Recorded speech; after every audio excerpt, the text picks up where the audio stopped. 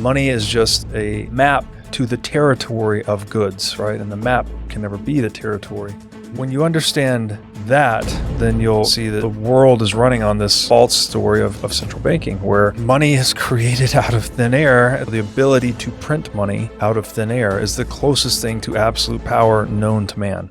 The most useful definitions of money is that it is a story, frankly. It's a universal story of who has done what production, who has provided what goods and services, and then who has redeemed or been provided goods and services in return. So, for instance, when you typically go to work as an hourly employee, you would trade your labor, right, your time and energy for money, and then you would in turn take that money into the marketplace and pay your rent, buy food, pay your car payment, whatever the things are, right? You're exchanging the money then for other people's labor that produces those goods and services that provide you those goods and services. So if you consider that at the first step of that transaction, where you just go into the marketplace and exchange your labor for money, you have basically rendered favors, or you've engaged in production on behalf of others. You have created goods and or services on behalf of others, but you yourself have not consumed anything yet. So you have added to the productivity or the productive output of the human race, but you have not consumed from that productive output. And so that's what savings really is ultimately. Like, we think of savings as, I have dollars in the bank, that's my savings. Yep. But if you just stop for a second and consider that if all of the stuff in the world disappeared, all the buildings, all of the cars, all of the food, all of the clothes, like, what would that money buy you?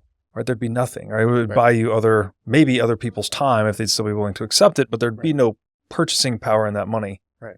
Purchasing power is another important concept, right? We typically think of goods, the price of goods, right? Which is goods in terms of money. How many dollars does this thing cost me? But if you invert that ratio, you get the purchasing power, which is money in terms of goods, right? Like, how many steaks does the money buy me? Let's say, instead of how many steaks does the money buy me, instead of the reverse, basically. Money is this story in a sense that we have this universal ledger, if you will, right? Like a record-keeping system. So it's very much a true story to the extent that it's an honest monetary system and it's not produced out of nothing. When money requires work to produce, which we call proof of work in Bitcoin, which is not a unique principle for Bitcoin. It's also a principle that applies to gold and all other commodity monies, silver, etc. And that's what libertarian philosophers would typically call an honest money system, because it requires work to produce that money, and the money itself is redeemable for goods and services, which also require work to produce.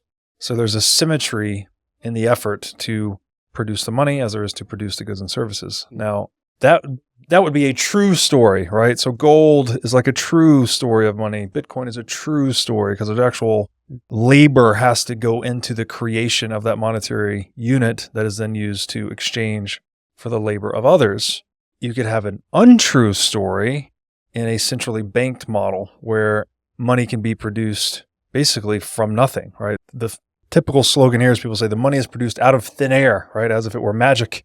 But again, if you understand that money is not wealth, money does not equal goods and services. So you cannot print money out of thin air and feed people.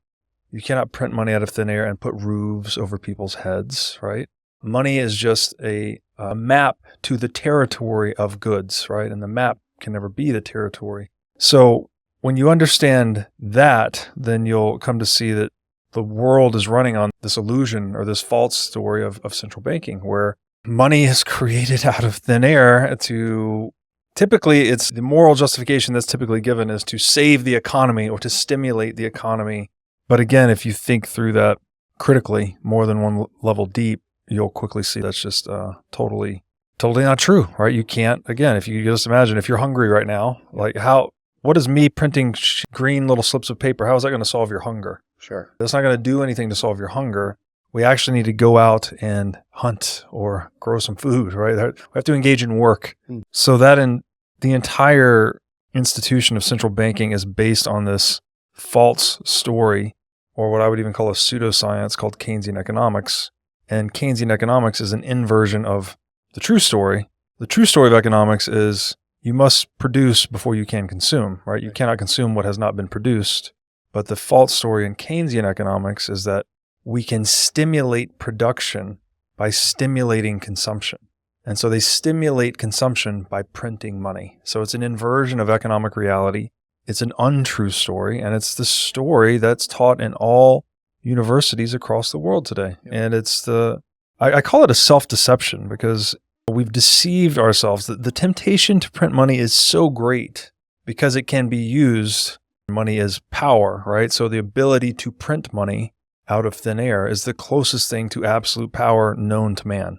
And as Lord Acton infamously said, power corrupts and absolute power corrupts absolutely. So it's no surprise that the central bank and the pseudoscience called Keynesian economics that underlies it and justifies it is the most corrupt organization in the world. And we could go into the rabbit hole, as I'm sure we will, about all the problems with that. But I think that's a good start. Is money is a story itself, right? It's a ledger. It's a history of who's rendered what productive services to who and who's due what services from others.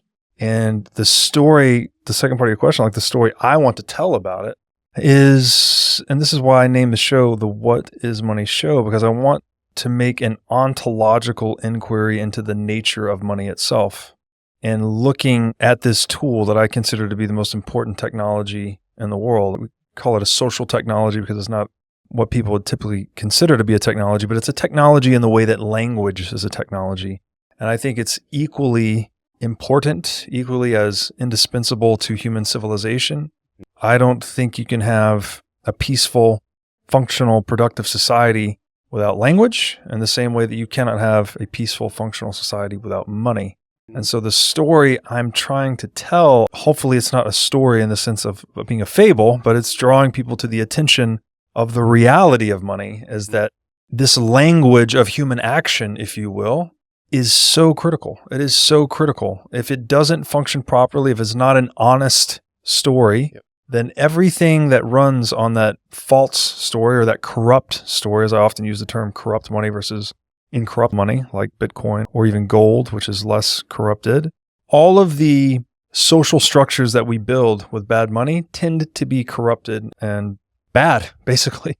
So that is, I guess, the big story that I'm trying to tell is corrupt money destroys the world. And the idea then of incorrupt money, which we consider Bitcoin to be, could therefore be one of the most profound and significant innovations in the history of the human race.